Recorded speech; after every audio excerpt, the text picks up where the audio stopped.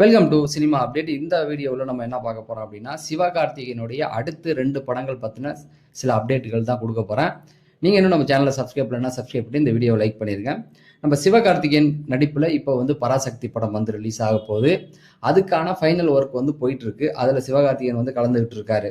So இந்த பக்கம் ஜனநாயகன், அந்த பக்கம் சிவகார்த்திகேயன், அந்த ஒரு முட்டல் மோதல் அப்படியே போயிட்டு இருக்குது.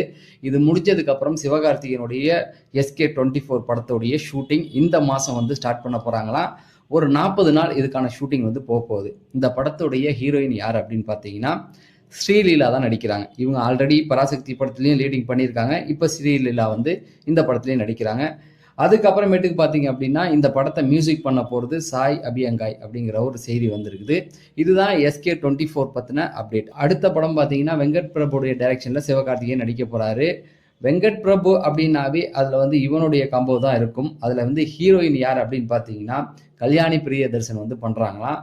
இதில் கூடுதலாக ஒரு அப்டேட் வந்திருக்குது. என்ன அப்படின்னு பார்த்தீங்கன்னா வெங்கட் பிரபு படம்னாவே பிரேம்ஜி தான் லீடிங், காமெடியனா பிரேம்ஜி தான் வருவார். ஆனால் சமீப காலமாக பார்த்தீங்கன்னா காமெடி வெங்கட் பிரபுடைய படத்தில் காமெடிகள் அதிகமாக வர்றது கிடையாது. பிரேம்ஜியையும் நம்மளால அதிகமாக பார்க்க முடியல. ஆனால் SK படத்தில் பிரேம்ஜி அதிக நேரம் வருவார். SK + பிரேம்ஜி இவங்களுடைய அந்த காம்போ நல்லா இருக்கும் அப்படிங்கிற ஒரு அப்டேட் கொடுத்துருக்காங்க. இது மட்டும் இல்லாமல் ரொம்ப வருஷத்துக்கு முன்னாடி வெங்கட் பிரபு பார்ட்டின்னு ஒரு படம் பண்ணியிருப்பாரு. அந்த படம் ரிலீஸ் ஆகாம இருந்தது. அம்மா கிரியேஷன் நினைக்கிறேன். ரிலீஸ் ஆகாம சிவா தான் லீடிங் ரோல் பண்ணியிருப்பாரு. சத்யராஜ் இவங்கெல்லாம் பண்ணியிருப்பாங்க.